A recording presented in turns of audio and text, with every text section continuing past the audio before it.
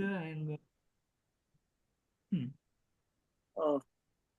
so our friend Sergio Polidoro now will give a talk, Taylor formulas for non-local kinetic equations and Lévy processes. Please, Sergio. Thank you, Valentin.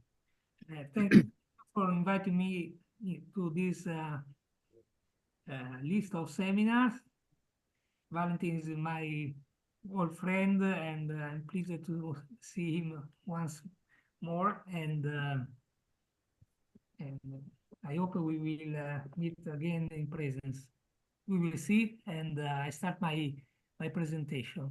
The subject of my talk is quite simple, is the Taylor formula, which is useful for I can say, regularity theory for partial differential equation. We speak about the degenerate Kolmogorov equation which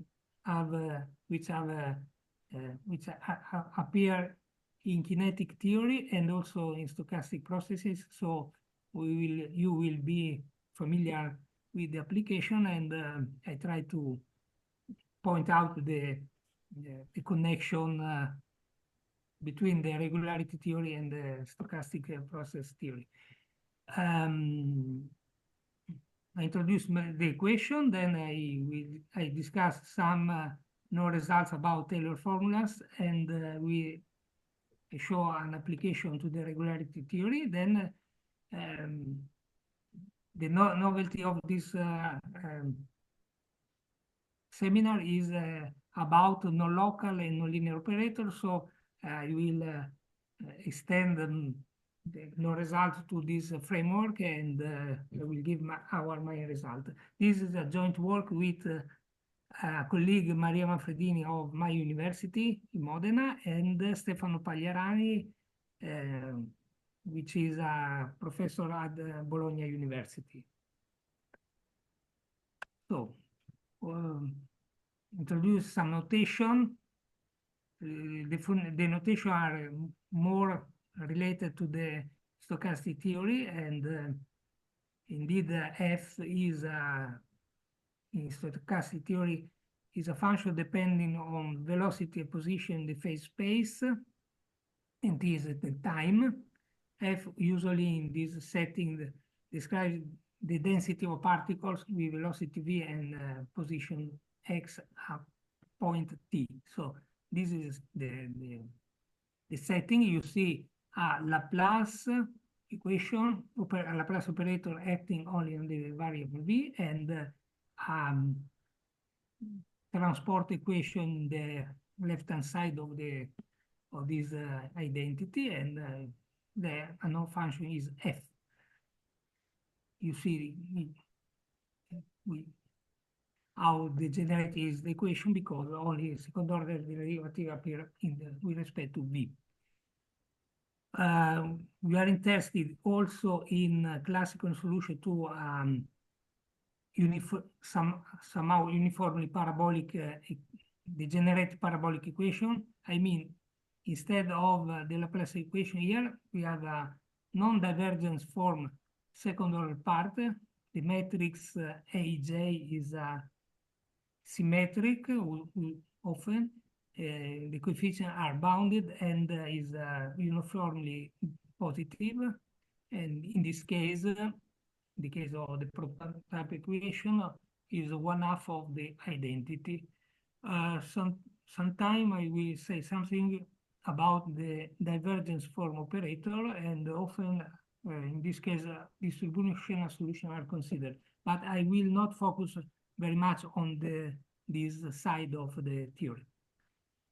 About no results, when in the first two statements related to the case where the matrix of the coefficient is the identity, in this case, or is a constant matrix, strictly positive, Kolmogorov proved the existence and the explicit of a fundamental solution, which is the density of the Langevin process. I will see later.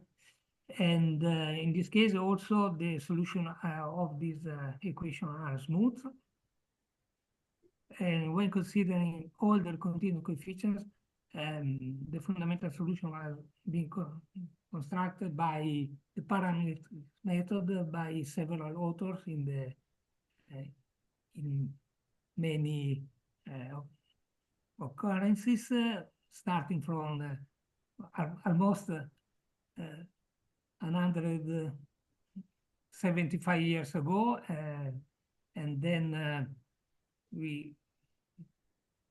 myself in 1995, later by Di Francesco and Pascucci, Bologna, Valentin, Stefan Menozzi, and Molchanov ottenne other results, Della Luminozzi also, and in general, under different assumptions, we obtain more regular fundamental solution or more explicit formulas. In general, when considering variable coefficient operator, the parametrics gives the existence of a fundamental solution by as a limit of a sequence or non-function, which is not explicitly known. The limit is not explicitly known, so it remain open questions about issues about the uniqueness, regularity, and so on. Moreover, this is play a role in my talk. We will discuss about Schauder estimates, and so this means the regularity of the classical solution in all their spaces related to this equation. The application, of course, as I told you, the kinetic theory. F is a density of particles, and there is a transport term on the left and a collision term on the right. In the simplest form is the Laplace equation. 1/2 because we are also interested in application to the to stochastic processes. So in general, I put 1/2 in front of this part of the operator. Of course, you are very familiar with this. When you consider a Langevin process, its density is the fundamental solution of the equation we are interested in. There are more general situations. I focus here on this in order to keep the notation somehow simpler. What is important about this equation in order to speak about, for instance, all the spaces is the invariance properties of the equation. If F is a solution to the equation considered here, just to simplify the notation, I consider n equal 1, so we don't see any more sums, but everything can be extended to Rn. So the dilation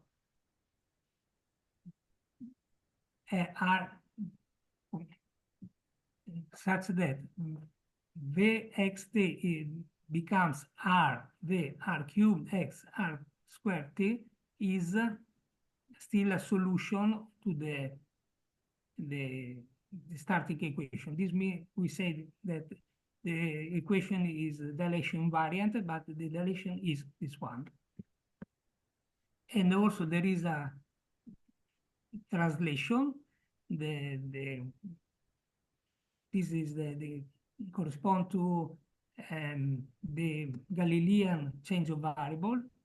You sum the velocity, sum the time, and also there is a transport term such that the position is moved with respect to the initial position, keeping in mind that the frame is moving with constant velocity italic v somehow. So if you consider this equation, this change of variables, still the equation is preserved. So this is an elementary property. There is no absolute convergence like I did in the A part. Sorry, it is in dimension in any dimension, or it is in any dimension. okay. Yes. Of course, yes. The notation are essentially the same. X, C, V belong to Rn, V and capital italic V as well. So here you don't see the difference with one or several variables. And also the regularity property of the hypoliticity, it is known by the Ormander condition that the solution to this equation are smooth. More precisely, if you put here this is the homogeneous equation. If we move the second order derivative on left, we see operator applied to f equals 0. If you put LF equals some known function g, and g is smooth, also the solution f is necessarily smooth. And the notation are x1, xm are the derivative with respect to, let's consider this example. If we have here the identity, we have second order derivative with respect to v. This means that x1 is the second order derivative, is the first order derivative with respect to v1. X2 is the first order derivative with respect to the second velocity variable, and so on. So this term is 1/2 sum x1 square, x2 square, xn square, and this part of the operator is denoted by capital Y. I'm going in the right direction. Okay.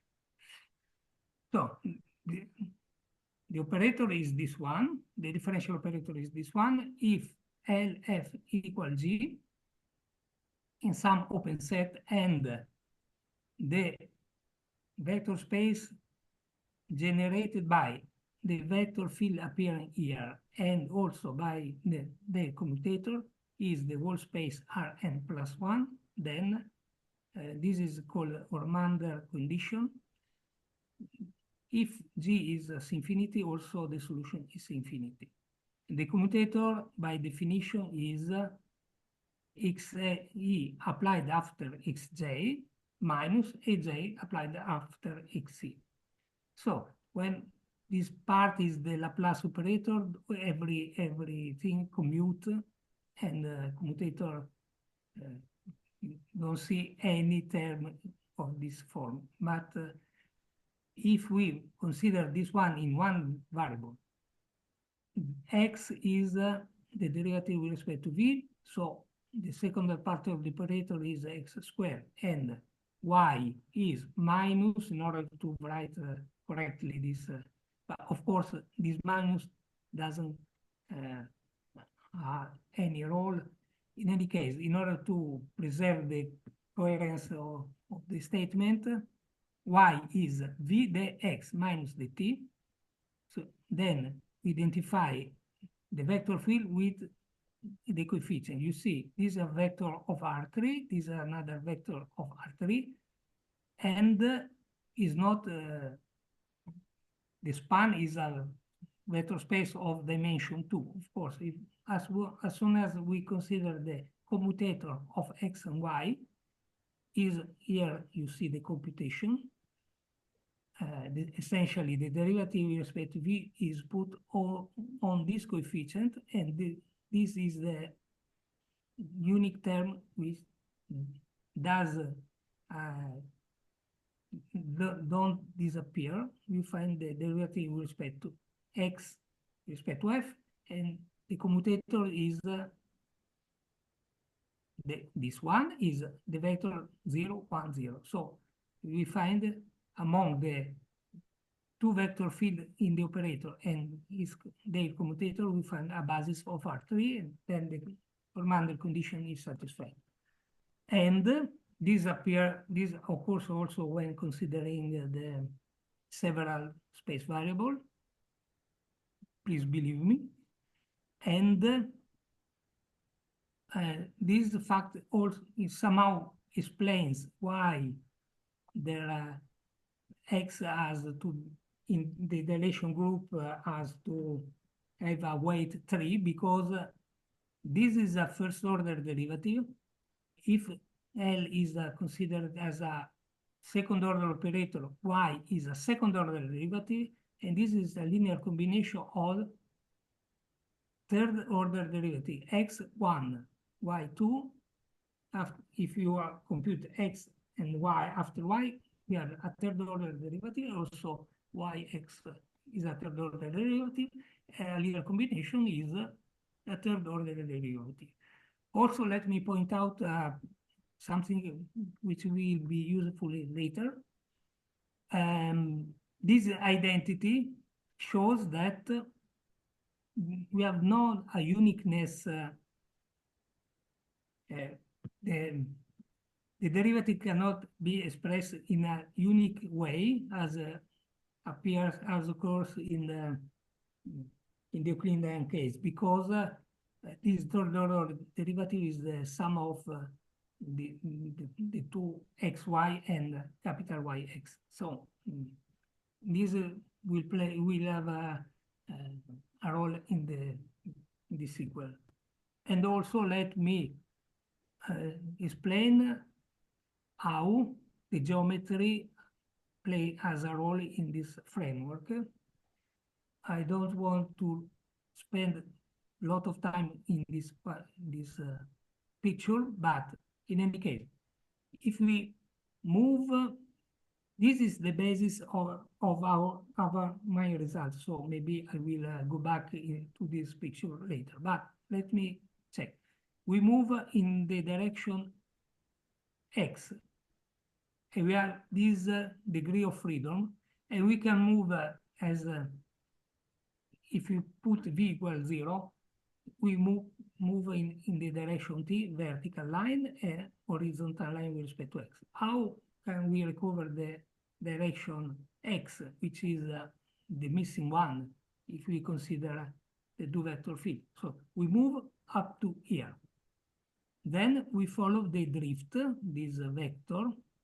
You see the v is non-zero, so moving along this line means moving down with respect to t and in a specific direction, negative with respect to x. Then we go back along the capital X and go back along y. At the end, we reach this point in the missing direction. And also, if you, here we keep independent the length of the path along x, capital X, and along capital Y. Just we move of the same length forward and backward in X and forward and backward in Y. But if we consider the second order, the fact that Y is a second order derivative, we choose S equal R square, and we see that R square, we move exactly of the order R cubed, which is the natural order, the order of the direction in the direction X. So this is the framework where we proved our main result about the Taylor expansion. Okay, so let me summarize. There is a change of variables. Okay, there is something wrong here should be v prime, x prime, t prime. But okay. We had this expression in a previous slide. And the dilation RV are cube x r squared t. So we define a homogeneous norm as follows: absolute value of v, absolute value of x raised to power 1/3, and square root of modulus of t. This is homogeneous in the sense that if you consider the dilation delta r of the point here, after some simple computation, we find r times the norm of vxt. And also the distance between the 2 points is expressed in terms of this change of variable,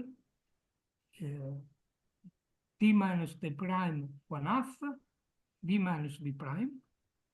And here we keep take account of the transport term, which is due to the fact that the coefficient of the first order derivative is non-zero, and this is related to this term here. The 2 points are close each other if v is close to v prime, t is close to t prime, and also this difference is small. And also, with this definition of distance, we say, obviously, we give a obvious. Scusi, disturbo. Could I ask whether the triangle inequality is true for this? What? Just can you repeat your question? I wonder whether triangle inequality can be easily checked for this distance. The cube, you need this one r cube and triangle inequality is easy. Yes. No. It's not so. It's not obvious. No. We have okay. We can use a different definition of distance, which makes distance actually a true distance.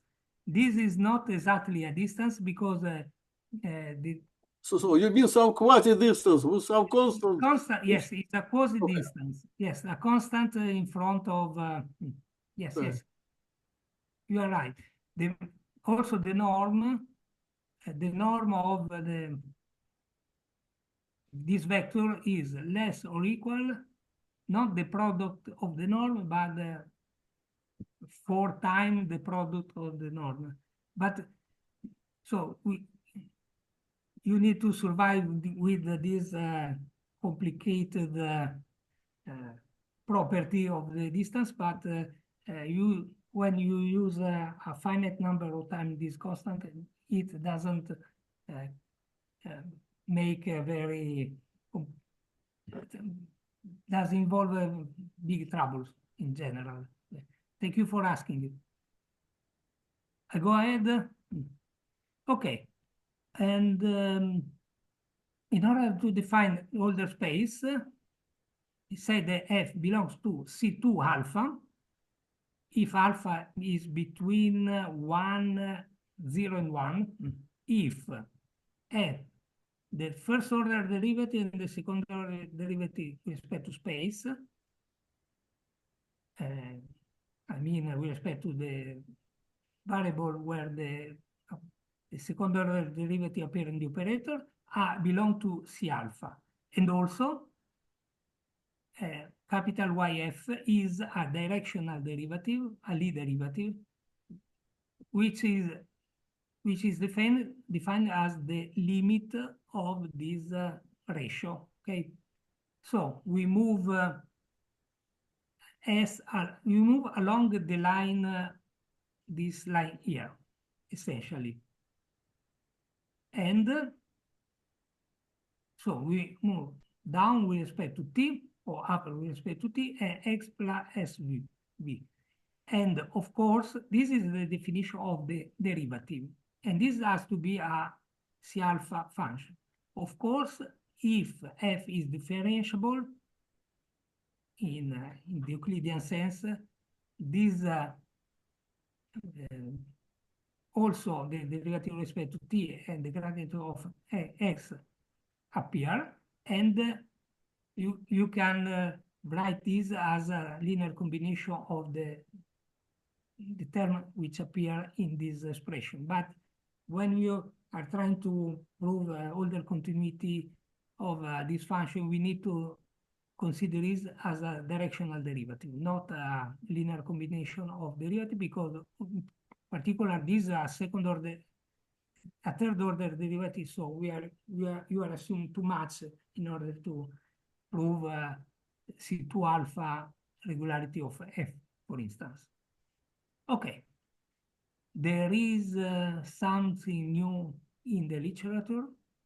Maria Manfredini proved a Schauder estimate. If G belongs to C alpha, and also the coefficient of the operator are C alpha, then also the second order derivatives of F belong to C alpha.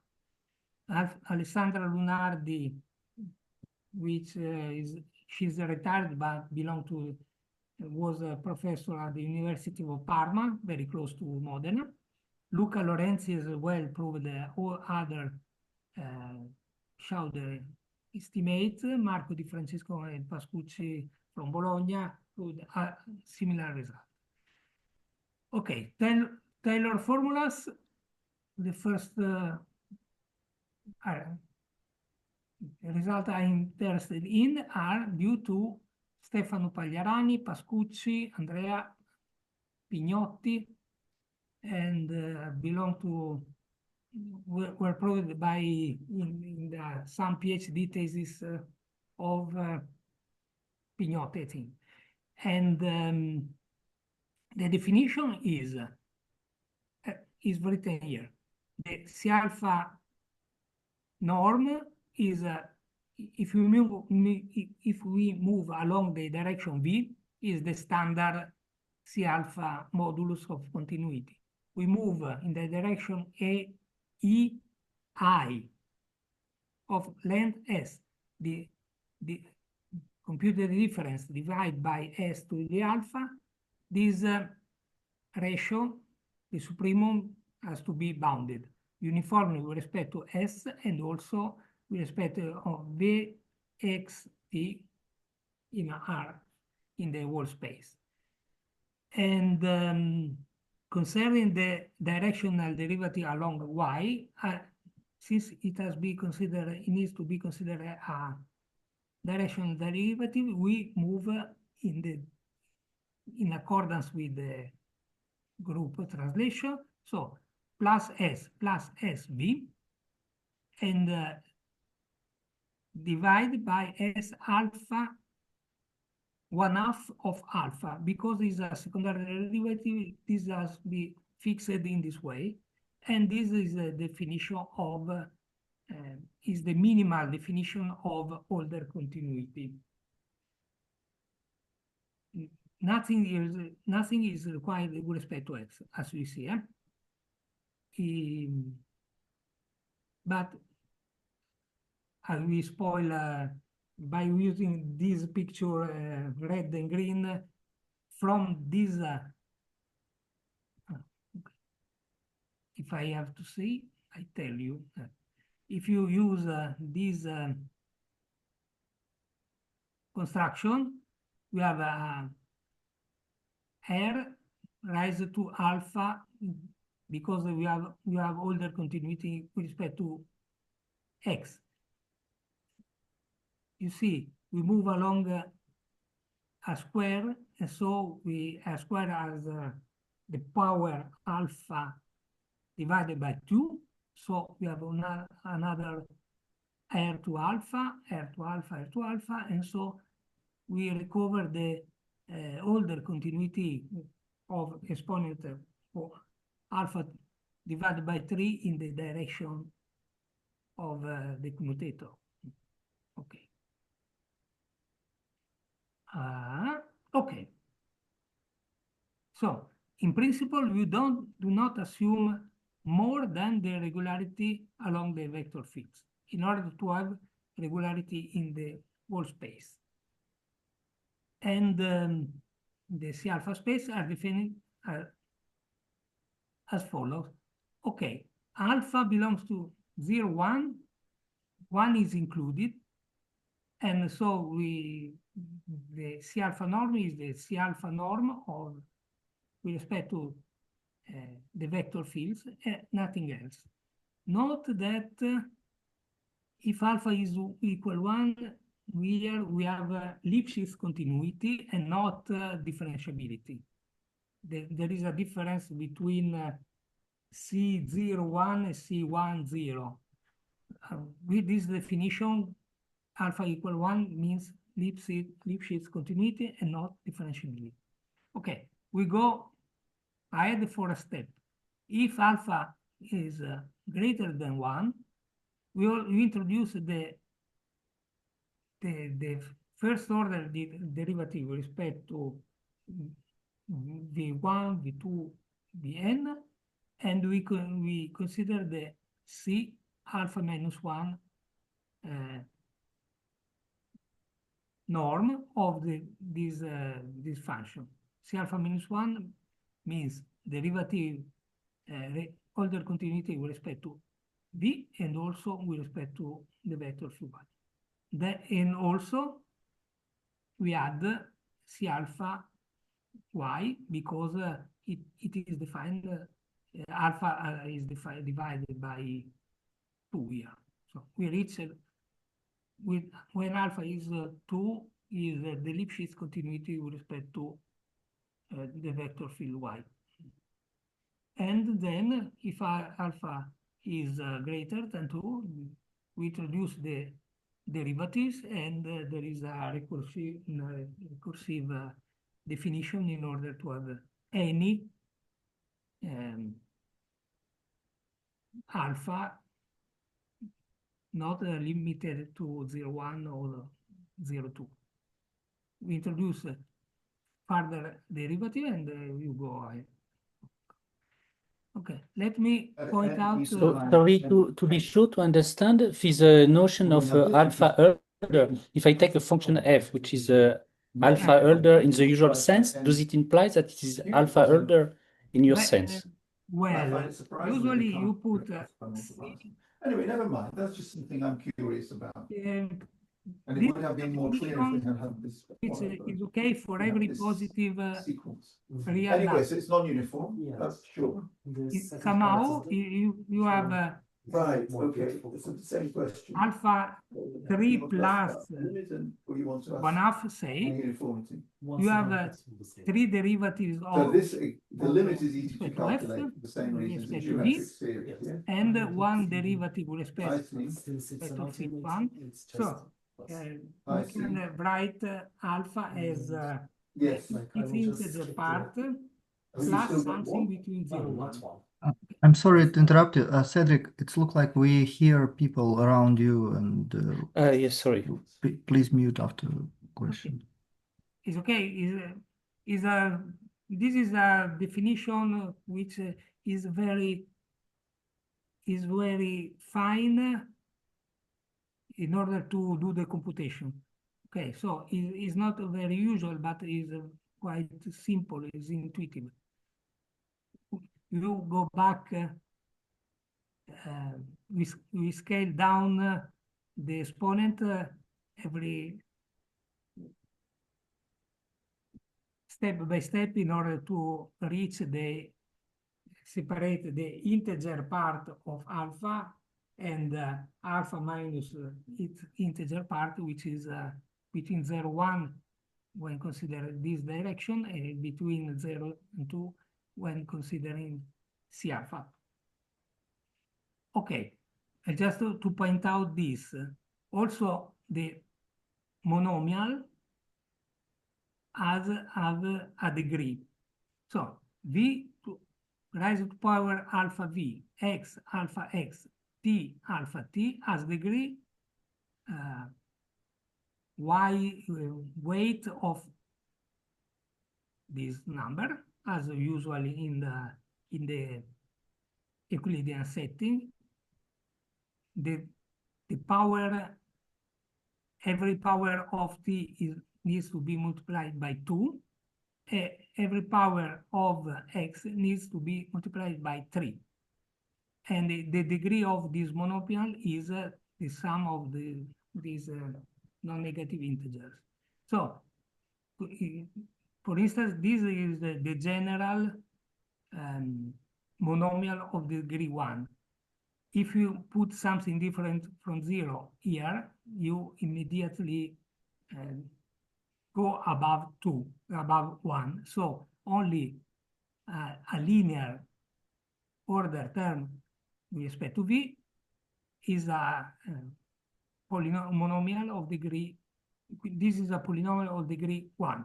This has degree 0 constant, this has degree 1, and nothing else may appear.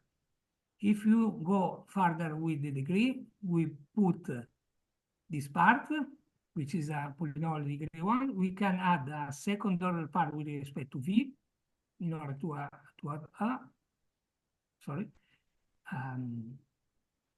a second order polynomial, and t needs to be multiplied by a constant, nothing more, because if the degree is greater, you go above 2, and this is the general expression of a polynomial of degree 2. And then when we look for polynomial degree 3, we have to add terms where power up to 3 of v may appear. I don't write this because it's simple. We can add t time a term like this because t is a second order expression, time a monomial degree 1 as exactly degree 3, and this is elementary. And then we can add a linear expression because the linear expression with respect to x are third order. So this is the meaning of degree of polynomial, and this is useful in order to state the Pascucci, Pagliarani, Pignotti result. Alpha is a positive real number given. F is C alpha. Then for every Z naught, V naught, X naught, U naught, for every zeta, the Taylor function is as this form, is a polynomial of degree less than alpha, with the meaning of the previous slide, this one. This has degree 1, 2, 3. It may be arbitrarily large. And this is the polynomial. You see t minus t naught, b minus b naught, and x minus naught plus the usual transport term which needs to appear everywhere. If you put this expression at the origin, for instance, v naught is 0, you don't see this. Maybe you are more comfortable. In any case, this is the Taylor polynomial of f of degree alpha. There is the usual coefficients, and the coefficients are computed by using the derivative of f. The main result of this article is all the derivatives that we see here exist, and the Taylor polynomial built with this formula is exactly this one. F minus the Taylor polynomial is a good approximation of f. This means that the difference is less than a dimensional constant distance of the z minus the point where the Taylor expansion is computed to rise to power alpha. This is an if and only if, and okay. This is the main result we are interested in the case of non-local and more general setting, but this is the result we extended. And I don't know if I have time to go further, but for sure I want to comment on this example and to give some remark about this. You see, I told you that the derivative can be written in a different way. A derivative with respect to x may be seen as the v y minus y dv. So this is not uniquely determined, but you can, if you choose to put first the derivative with respect to x, then derivative with respect to v, and then capital Y, this is uniquely determined. And this is a fact. There are similar analogous results by Bonfiglioli, still from Bologna, and now we exit from this region of Italy. Arena, Caruso, and Causa have a position in Sicily, and Pagliara and Pignotti extended this result to more general example. And now this is the unique point where I write something about non-classical theory. Taylor polynomial belong to the classical theory, regularity theory for PDs, and Sobolev Stein spaces are the counterpart where the Sobolev spaces are used in order to study the regularity theory. And there is a literature very recently, the most recently article I quote are this one, 3-4 years ago. But just to say, there is a regularity theory which is developed for to study distribution of solution to the equation we are considering with less regular coefficient. Now I would like to give an application of the Taylor expansion. This is me. This is Anna Rebucci, a former PhD student of mine. Now is in Germany at Max Planck Institute at Leipzig, and Bianca Strofolini in Naples. We proved a Schauder estimate by using under the assumption of Dini continuous coefficient. So let me give the definition of the modulus of the continuity. This is the oscillation G computed at Vxt minus G italic V C tau. We compute the difference, assuming that the distance of the 2 points is less of R, and take the supremum among every point in the domain. And this is is a continuity modulus. If goes to 0 as R goes to 0, and the Dino continuous is if the integral of the continuity modulus divided by R, it converges in a neighborhood of 0. And a classical solution, we assume as before F, the first order, yes? No, the first second order derivative continuous. The directional derivative needs to be continuous.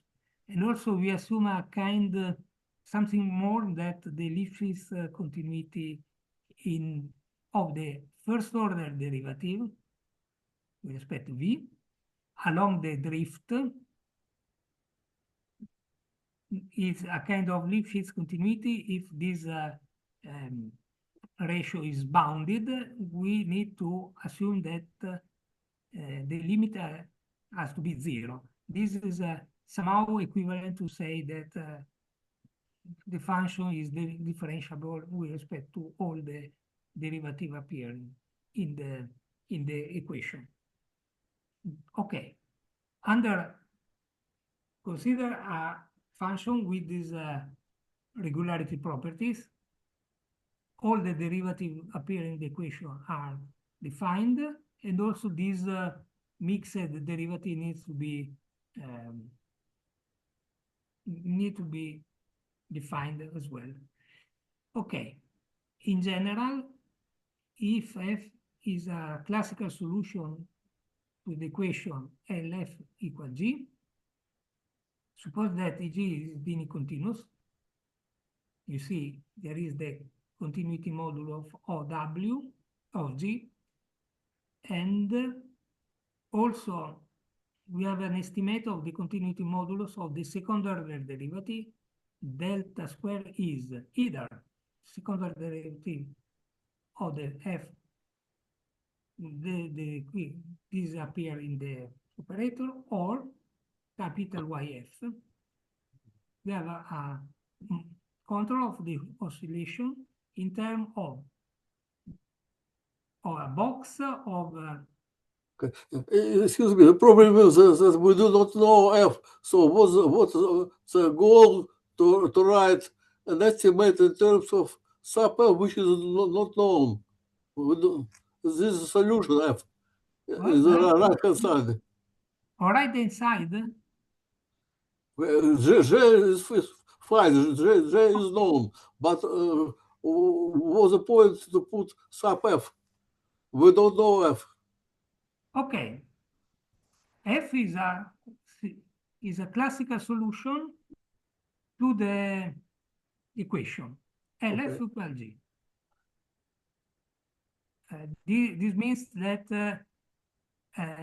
the second order derivative exists and are continuous, and capital YF exists and is continuous. And here,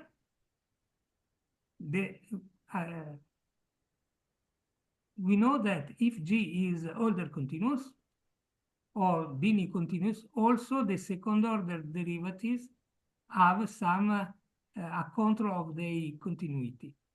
V and the 2 points need to belong to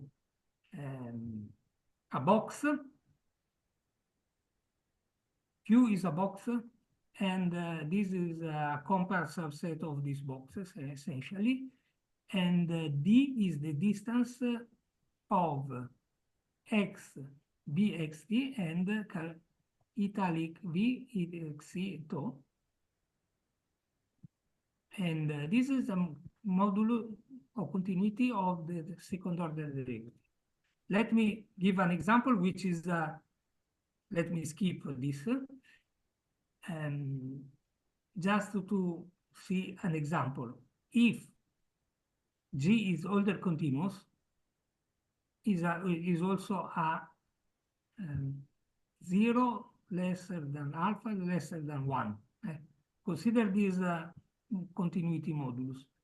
It is a Dini because you put R to alpha, integrate, divide by R, integrate, and we find again R to alpha.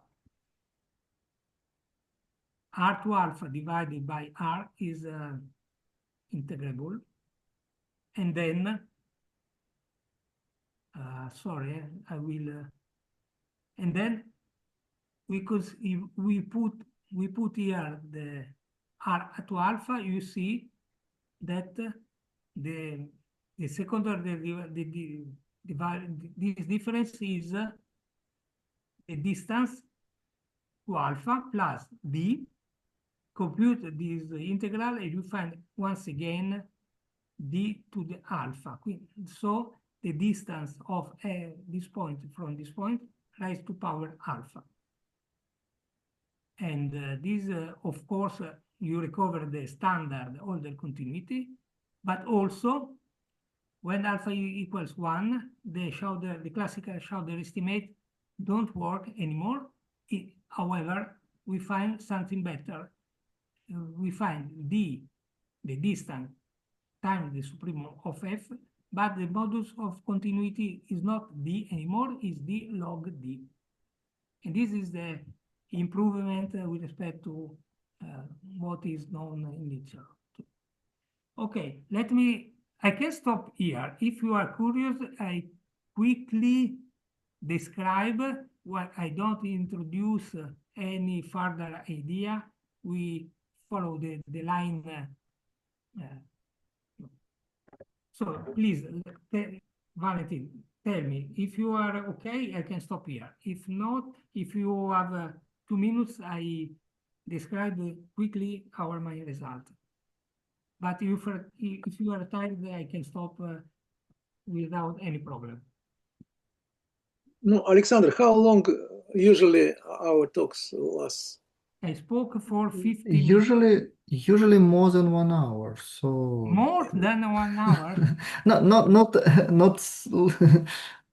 more I and will, more, but I Yeah. think you have 10 minutes, so absolutely fine. Okay. No, I will be faster because I don't want. No problem. You have No, time. no. Yeah. So proceed, please. Okay, We are I will- interested in. No. Okay, I don't rush, but it will be brief. Okay, what is new in this in our last article? We consider Taylor polynomial useful for a wider family of operators. This is the so-called non-local operators, which have interesting application and are not have not the same homogeneity as the Laplace operator has. Okay, excuse me, disturbo. I wonder whether it's possible to write a probabilistic representation of solution in terms of stable process, because it looks like the kernel of a stable process. Yes, but you know the Fourier transform of the density. And you don't have the yes, of course you can. Okay, so it's known probabilistic representation for this equation. Is it something that is known or not? I think so, but you don't. The density, you know the Fourier transform of the density. Okay, of course you can use that approach. I just explaining what is the framework. Maybe you can prove many interesting results, but different from the one I'm interested in. In any case, you are right. The stable processes are indeed. You mean this one? Yeah, something like this. Yeah. A stable process, a Lévy process. If I may, you need to have Y that is isotropic, alpha stable, to get the kind of Lévy measure that you want. Okay, I don't mean it was just an example. Yeah, for sure. Just a precision that isotropy is also required for this kind of form. Yeah, but it is not necessary to have isotropy. It was just examples. Yes, you may have some degenerate. If you are not isotropic, you may have some possible directions that can be degenerated. Yes, this is degenerate. This is not degenerate with respect to this set of variables. Is degenerate with respect to this one, exactly as in the case S equal 1. Let me say. Just this. We put this approach in this framework. And application to stochastic theory, kinetic theory, but also you can consider fractional P Laplacian operator. The definition is written here, is a convolution as very similar to this one, but you see here f txv prime minus f txv, and this is Euclidean, this operator is linear. In this framework, we put the same thing multiplied by f txv prime minus f txv raised to power p minus 2. This makes the operator non-linear and non-local. In general, p may be And p greater than 2 or not? P greater than 2 or not necessarily? Yes, usually we put p greater than 2, yes. Yes, of course.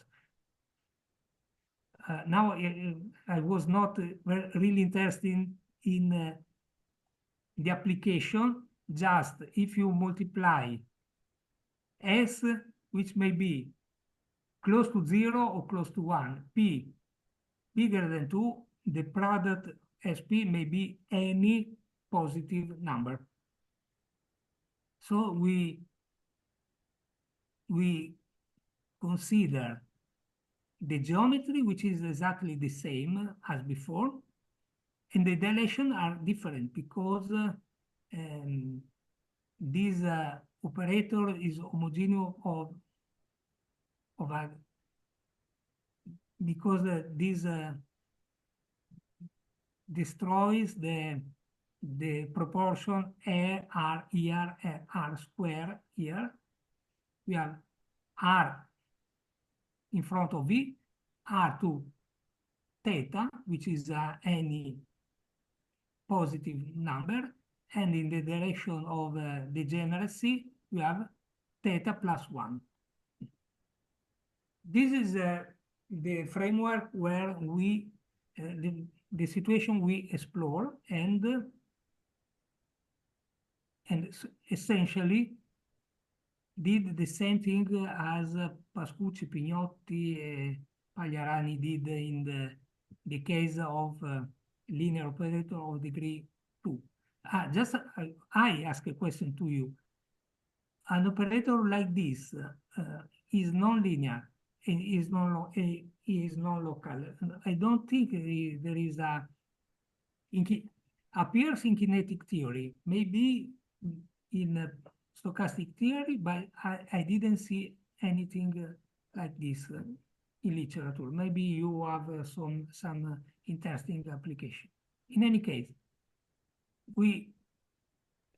Sorry, but when you say it appears in the kinetic theory, what do you mean? They start directly with this formulation. It doesn't come from some, I don't know, some interacting particle systems, or does it come? Yes, they Francesca Anceschi, Mirko Piccinini are exploring the regularity theory for this equation. They know where this example comes from. I just I have to ask them, but this article has been published. I can give you some reference. So, in general, this operator is non-local and is not linear either. And also, this is the homogeneity of this part, the second order part, which is modified.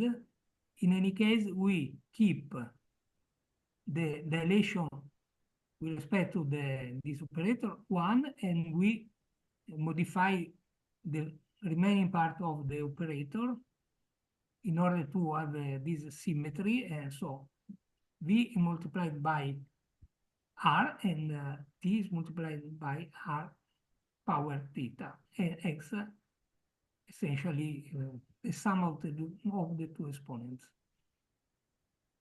So in general, the alpha regularity is exactly as we put here weight 1 in the direction v, is the same definition, and with respect to the vector field y, in order to take account of this term, we consider the ratio where here we have modulo of s rise to alpha divided by theta. Before there was 2 here. Here there is any positive number. We define the C alpha space in a slightly more complicated way. It depends on the fact that theta is greater or smaller than 1. In any case, if alpha is small, we don't have any derivative. We just consider the older continuity with respect to the velocity and older continuity with respect to the... Excuse me, disturber. This is the definition of alpha regularity, but do you state that the solution is alpha regular? And in which line is the solution? Line 1, line 2, line 3? What you say about the equation? It's the definition. Now the equation is not later. Okay. Later.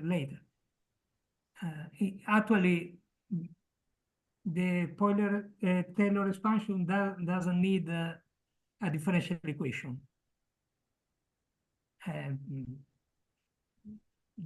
That was an application of the Taylor expansion. I will go back. Oh, maybe we can go. You see, Taylor, if f belongs to C alpha, then all the derivatives exist, and that's all. When we applied this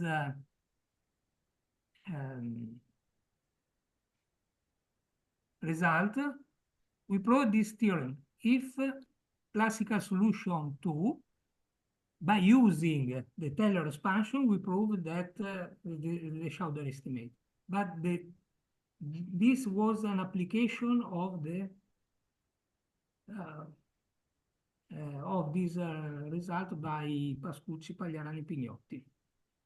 So now we don't focus on any equation, just we consider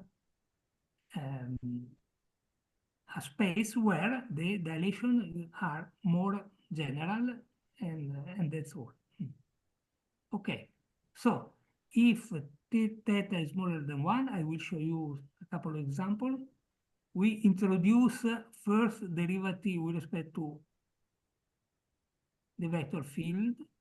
If theta is greater than 1 as before, first appear derivative with respect to the velocity variable, and then nothing yet with respect to y.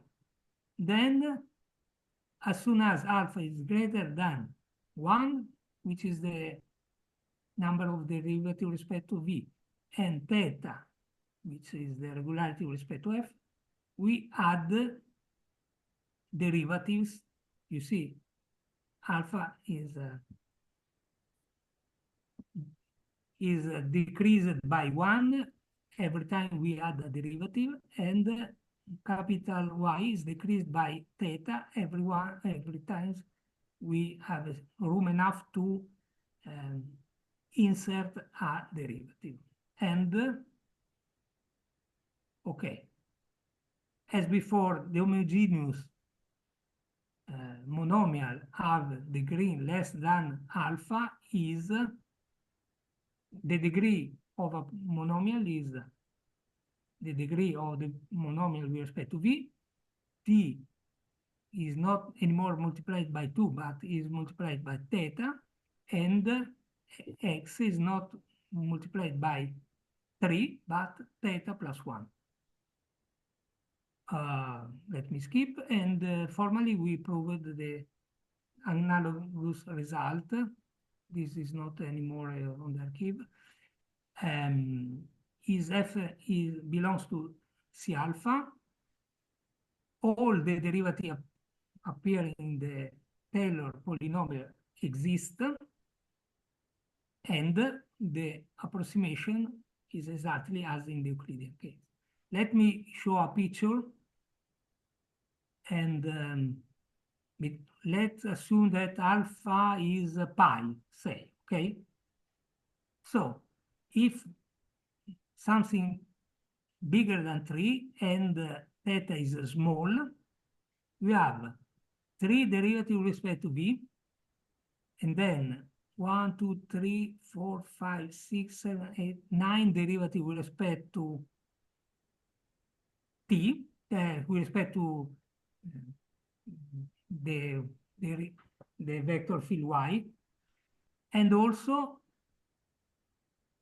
we have a term 1 plus theta, 1 derivative with respect to x here, and also twice this, so 2 plus 2 theta, a second order here, a second order derivative with respect to x, and nothing more. So in this case, if alpha is slightly bigger than 3, we have 3 derivatives with respect to v, 9 derivatives with respect to the vector field y, and just 2 derivatives with respect to x.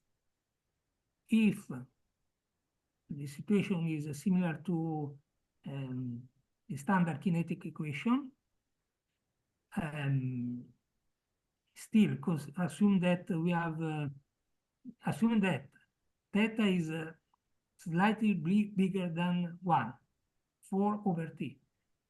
If alpha is bigger than 1 and lesser than 4 over t, we have just 1 derivative with respect to v. If as soon as we are at 3, we have 3 derivatives with respect to d, 2 derivatives with respect to y. The third derivative is far away, and 1 plus theta derivative with respect to x. This is the rule. Just a moment. This is the order here. You see, if alpha is big enough, we have a lot of derivatives, and the rule, we have as many derivatives as we want, provided that this inequality is satisfied. And the error, the approximation error of f with respect to the Taylor expansion is bounded by the distance raised to power alpha. And that is really all. I thank you for your kind attention. I spoke more than 2 minutes, so sorry.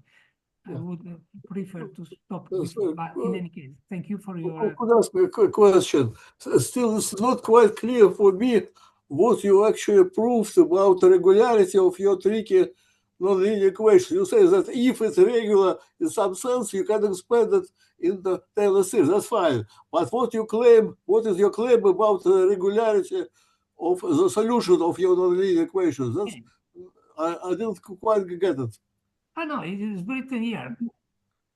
What is the statement about the regularity of solutions? That's not clear for me. C alpha is this one. If the solution is of some regularity, you have some technique to expand it into kind of Taylor series. That I understand, but I don't understand what is actually the claim about the regularity of the solution of equation. That's not clear for me. I tell you. No, I just need to understand. Okay. You're tricky nonlinear equation. Okay, just a moment, just a moment. Is written here. C alpha regularity means that you have a Taylor polynomial of degree alpha along the green line. Okay. And Oh, yeah, I understand this. I understand the definition. That's clear. Thank you. That's clear. What I don't understand, what is your statement about the regularity of the solution of your tricky non-linear non-local equation? That I don't understand. how do we let me also say, we also assume the regularity along red lines with a different exponent, and that is everything we require. Then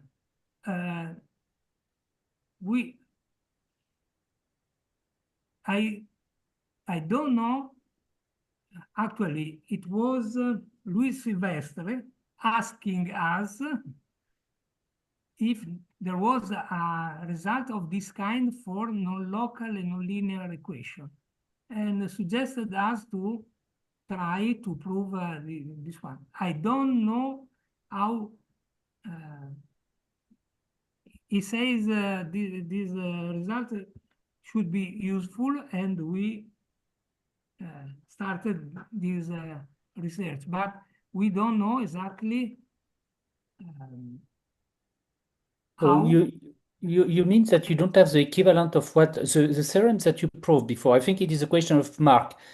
Before, in the case of non-local operator, you had some, if you take some solution of the Poisson equation, then you can say something about the second order derivative of f of the solution.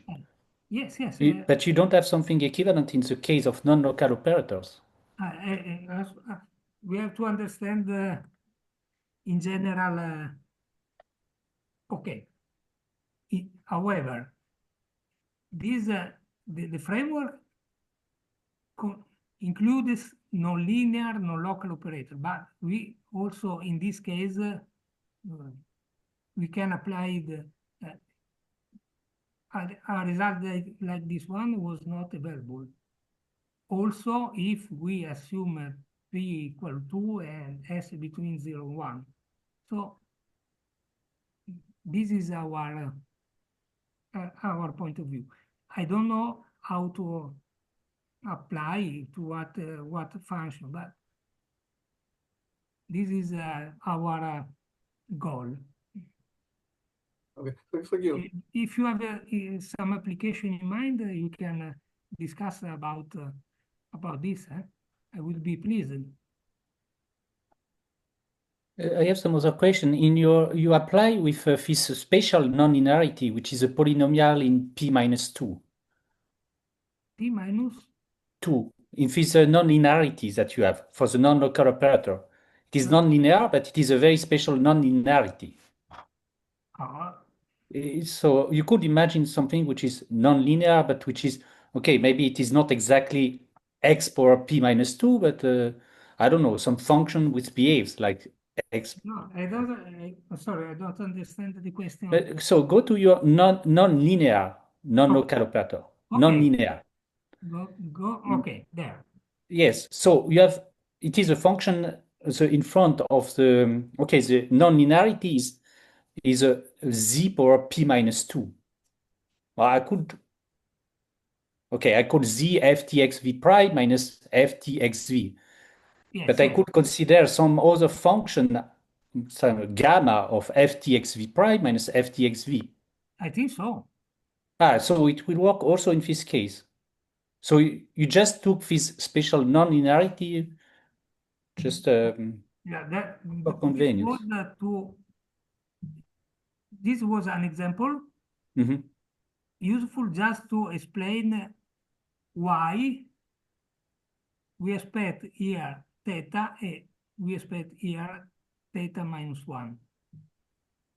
But if you need to study the regularity of function in this framework, this is the Galilean translation, and this is a modified homogeneous group. modified dilation, and if you need this, we have the Taylor. Is a technical result, but we hope this it can be useful. But for the study of regularity theory for the V process, I don't know. Whatever you have in mind, we produced this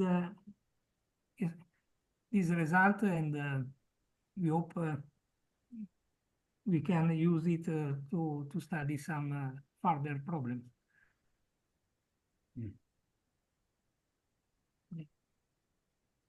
I may investigate more this equation. And did you think also about this problem, but in some bounded domain? Oh, yes. Yes. And this, Yeah. okay. The local, of course, the local regularity is, in general, is simpler because I don't know, because first you have to define what is a fractional Laplacian in Exactly. bounded domain. So it is it is not so easy. No. There are two different issues. The local regularity is simpler. If you think that this theory is useful in order to study non-local problem, you need to recover information from the whole space. So Yeah, but in principle, when you have some boundaries, so Yeah, you have some exactly. at the borders, it is close to the boundaries, you have a very different behavior respect to what is inside. In the bulk, I agree. It is a local problem, but the boundaries, usually you have some singularities. Of course, we have a boundary condition, or sometimes we have a boundary condition and condition on the complementary set. Yes, it is some choice. There are some other choices. So maybe the application of result this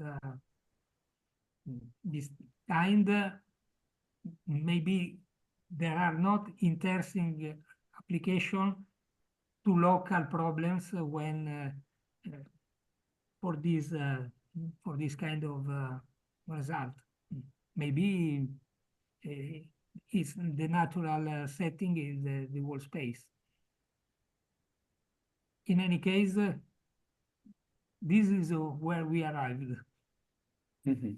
Maybe it's worth to some further investigation in order to understand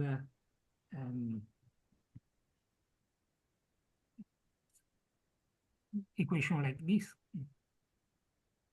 This is quite unexplored field. I hope I understood your question and I answered satisfactorily. Well, I think there exist some interacting particle systems that you can create such that the kinetic limit in some sense is given by the equations that you are giving. In some at least in the diffusive case, it is true. It is okay. Can create some interacting particles, and but also this in the linear case, it also appears as okay. I can send you some more papers about that, but Okay. some kinetic equation for some chains of oscillators. So this I will send you some papers. Yeah. If you can send me something, Valentin has my email. So Yes. Okay. Sergio, something similar for discrete counterpart of this Kolmogorov equations exist or not yet? I have no idea. This okay. This specific result requires a limit procedure, so you lose something in the discrete case. I remember the article by Enrico Valdinoci, where the relation between discrete jump processes and the limit case is described. But I think if I know this paper, it is a paper, it is not really some, you don't have this velocity in this paper. No. It is just a fractional Laplacian. Yes. Yes, okay. Yes, of course.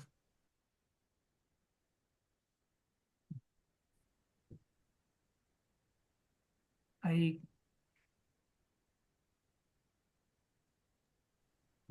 other questions, maybe? I stop sharing. Yes. So, if not, let's thank the speaker. No, thank you for the attention. Thank you very much. So Thank you thank very you much. for your Was talk. Cedric to ask me the questions? I Yeah, think we can discuss more if you wish. yes.